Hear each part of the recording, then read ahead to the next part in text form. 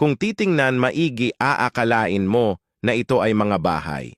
Pero kung ating pag-uusapan, hindi ito mga bahay, kundi sementeryo ito sa Iraq.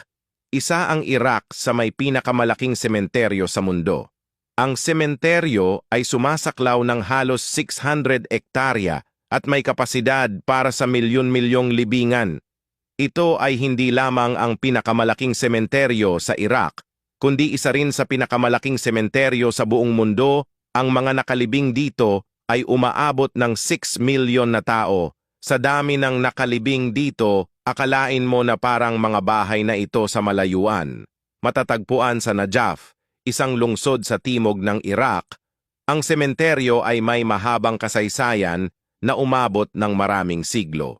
Tinayo ito noong panahon ng mga unang Islamikong panahon, at ito ay naging isang mahalagang lugar para sa mga Shiite Muslim.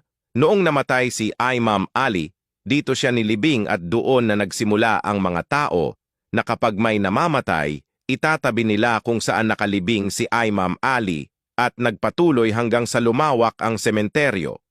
Ang Wadi Salaam Cemetery ay isang sagrado at mahalagang lugar para sa mga Shiite Muslim. Maraming mga mahalagang personalidad at relihiyosong mga lider ang nakalibing dito.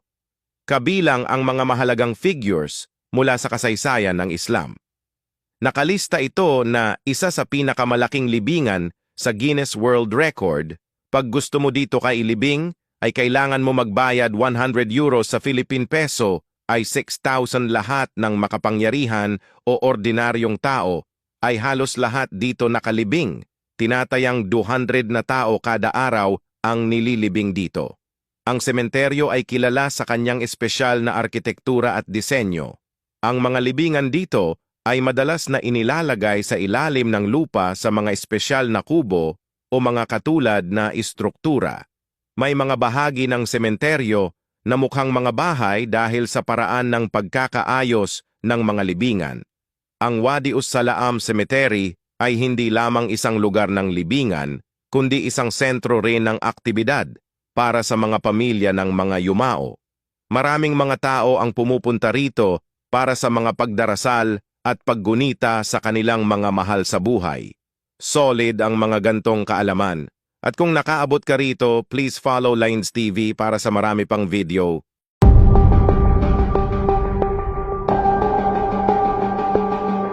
Ang sinapit ni Fabel Pineda sa kamay ng mga pulis. Ang 15 taon gulang na si Fabel Pineda ay tinambangan